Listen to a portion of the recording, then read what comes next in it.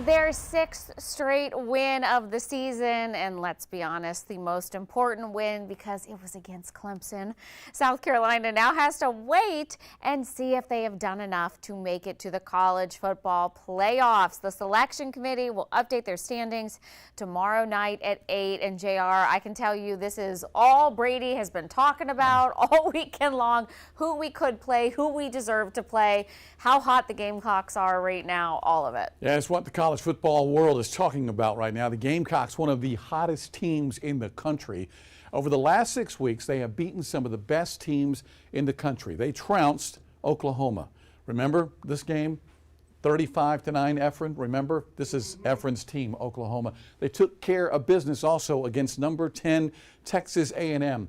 44-20 was that final. Also up next on the agenda, Vanderbilt 28-7. Now remember, Vandy played Texas at home and only lost by 3 points. So an impressive win by the Gamecocks on the road at Vandy. There's the Missouri game, always a hard-fought battle when you take on Missouri. 34-30. Wofford 56-12. That was expected, but this is the game, 17-14. They go head-to-head against the Clemson Tigers, and they win it 17-14. And yeah, they lost the head-to-head matchups against Mississippi and Alabama, but those two teams also have 3 losses, and they think they deserve a shot at the playoffs as well. So how can the selection committee put the Gamecocks ahead of them in the rankings? It's easy. The selection committee has already done that this year. They tossed the head-to-head argument. They put the Gamecocks higher in the rankings over LSU. And you remember LSU beat the Gamecocks by 2 points. They had the same record. The reason the selection committee did that, they said they looked at both teams' body of work. South Carolina's was much better. So there is precedent to skip over the head-to-head matchup if the committee wants to. Obviously, someone who believes the Gamecocks should be in the playoffs, head coach Shane Beamer. Take a listen. It's hard for me to sit there and say that we're not one of the 12 best teams in the country.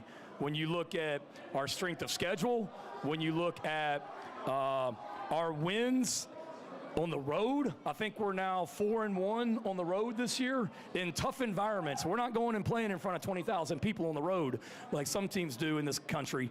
We go into hostile environments every single week, and our only loss on the road is a 2-point loss. You talk about strength of schedule. I think today is our 4th top 25 win with, I believe, the 12th highest strength of schedule. So I get it. There's some very deserving teams out there, but if the committee's job is to pick the 12 best teams, you tell me. You tell me on Selection Sunday, everybody across the country, if South Carolina pops up in that bracket, I don't know of any team that would be excited about having to play this team the way that we're playing right now. That's what I judge it on. And Andrea, if they go with Brand, then a lot of people say it's going to be Alabama going to the playoffs over the Gamecocks. Lane Kiffin, the head coach of Mississippi, none too happy already. He says the head-to-head matchup has to matter for something. He thinks Ole Miss should be in the playoffs as well. So the selection committee, they've got a lot of work to do here, a lot of tinkering to figure things out. And ironically enough, I heard one sports analyst yesterday say the best thing for the Gamecock fans who want Gamecocks in the playoffs is for Clemson to beat SMU this weekend.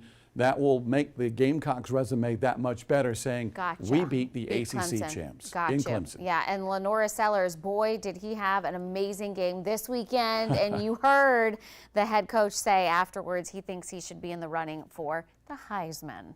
And